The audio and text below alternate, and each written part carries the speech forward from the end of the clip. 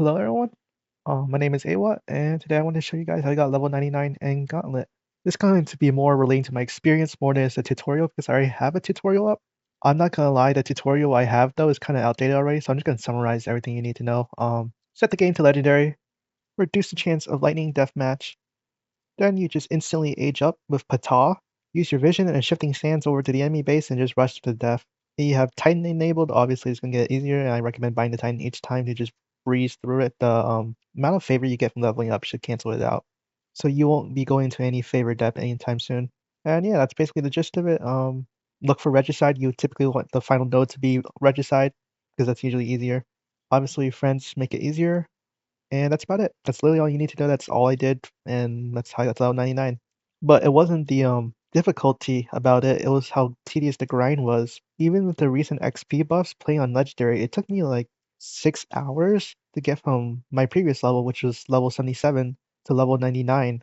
This is me playing like really quick. I even got a run in 13 minutes, 18 seconds.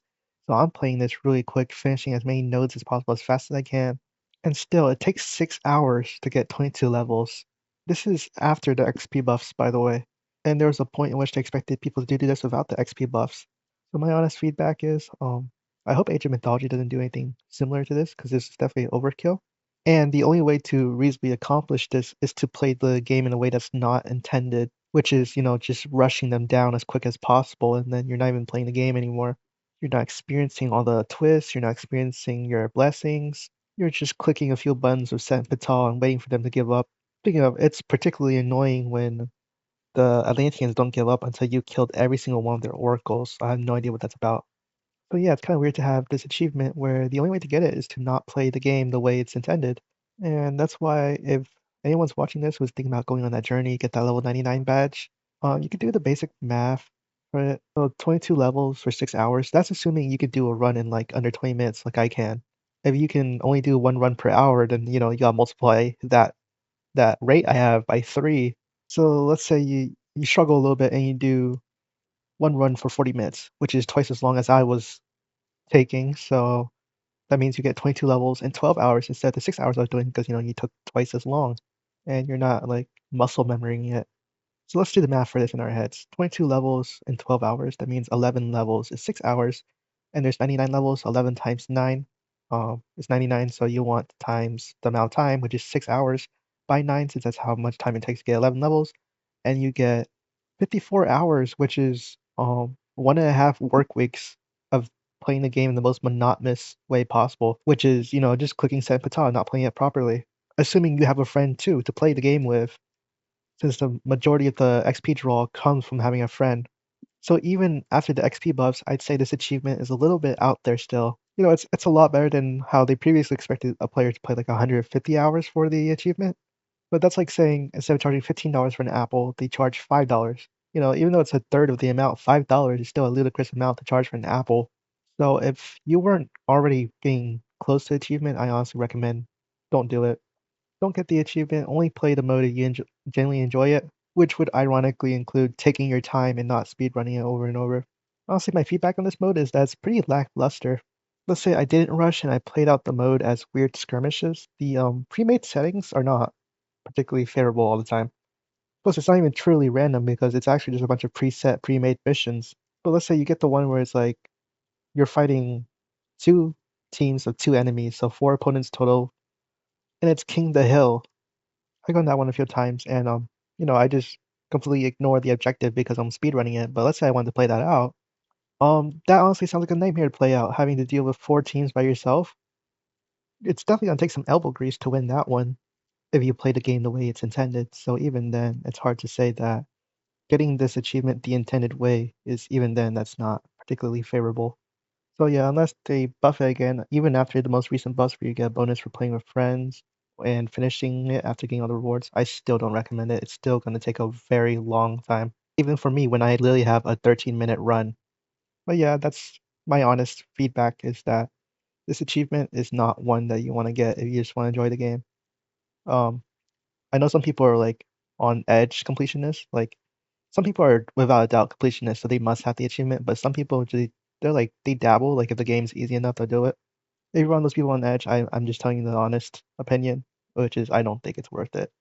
That being said, how do I get here and how do I get a friend to play co-op with? So at this point in the video, I'm gonna be transitioning over to this story of how I got the achievement and less about do I recommend it or not, which the answer is a clear no. I don't recommend it. But coming back around to how I got here, I'm gonna tell you guys the tale of how I got to level 99. So after I released the tutorial in my video, which was how many months ago, I don't even remember, I left off at like level 77. And then the update came out buffing XP finally. I think it was with Demeter on February 10th. And I didn't touch it. I was just, even though it had been so long, I was still sick and tired of set spamming on that game mode to speedrun it. And it wasn't until this week I started thinking about, oh yeah, I should maybe do that achievement as I finished up the Demeter achievement. So I went to the forums and looked for people. Now, as maybe you may know, I don't like to interact with people online. Sure, I make these goofy videos that like 10 people watch, but mostly that's just me interacting with myself, and that's like me documenting my journey throughout this game. As for interacting with people, oh boy, I'm not sure about that. So after looking at many discussion posts on the Steam community forums with people all willingly participating, I decided to absolutely throw it all away and immediately go back into my turtle shell where it's safe, and I decided to just use my existing friends. Now, how do I go about this? My existing friends, none of them play Gauntlet. Well, most of them are comp stomp players, which means they love playing against bots. None of them love playing Gauntlet. Which, how can you blame them? As I previously mentioned, Gauntlet just gets, it's a bit weird sometimes.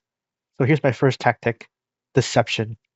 I'll just be like, hey, you want to play with me real quick? And then I'll just invite them to a match, and all they'll see is an invitation. That's when they'll be jump scared and realize that I invited them to a Gauntlet match. And now that they're already here, they have to awkwardly decide, are they just gonna randomly abandon me, or are they just gonna play out and then tell me they want to play something else? No, I'm kidding. I wouldn't actually do this to my friends. I usually tell people straight up, hey, you want to play Gauntlet with me? And my friends was like, sure, but then they would just hop off after a few games like Gauntlet's boring. I'm like, yeah, I know. Thanks for joining me for the XP bonus. Don't worry, that whole deception part, it was a joke. I was lying. I wouldn't actually do that to people. At least I don't think so. But yeah, after doing that with like 5 friends who played the game, I realized this wasn't really sustainable since if I only have like 7 friends and they get tired after 5 matches each, that's definitely not gonna take me a Gauntlet.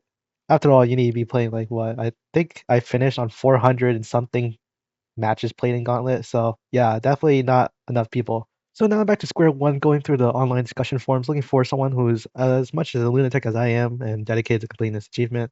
But yeah, like I said, I'm really weird. I don't like interacting with people all that often. So, and there's like a lot of people here. It's really overwhelming. So I'm gonna filter down some people. These filters have absolutely nothing to do with character and are just random filters I added to lower the amount of people I had to choose from. So was my first filter is picking people with animal profile pictures. Yeah, I'm really telling you, these filters have nothing to do with anything related to the game. It's just random filters I put up.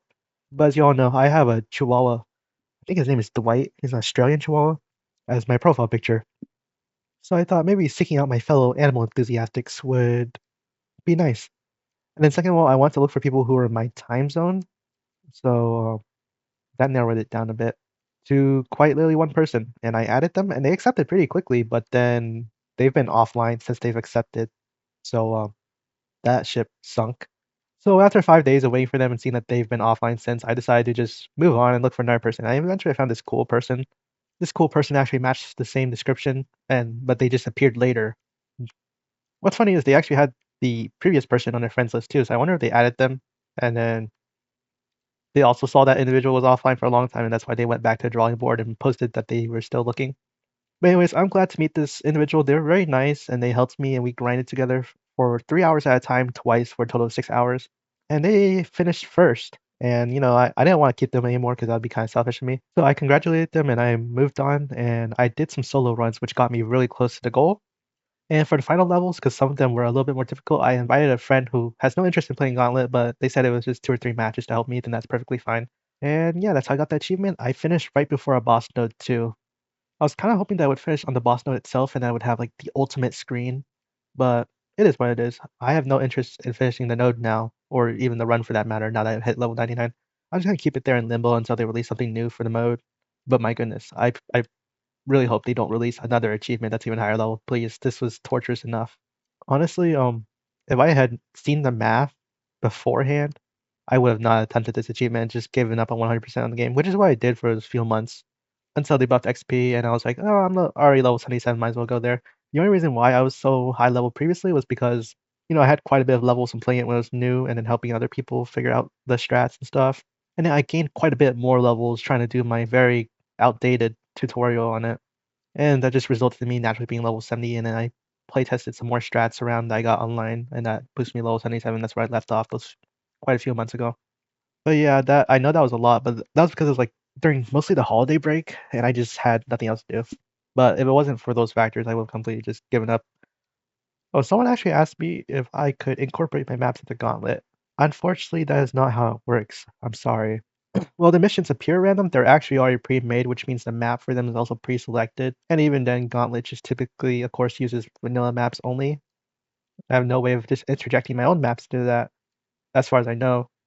So yeah, for now, the closest thing you're gonna get is just going to the main menu and playing my maps manually, like manually selecting them and enabling the Gauntlet settings. I know that's not the same exact experience because it lacks a bunch of things such as control or even the world twist. But yeah, that's as close as we're gonna get. But besides that, now that I finished Dev Diaries for a bit and finished making the update, I have been enjoying the game a lot. So it's great to enjoy the game again. I do already have a list of things that I plan on changing, like bugs we found on playing online or just other quirks. So yeah, you have any problems with my mod, feel free to comment any bugs and I'll see if I can replicate them. But yeah, that's about it. Thank you for tuning in and yeah, see ya.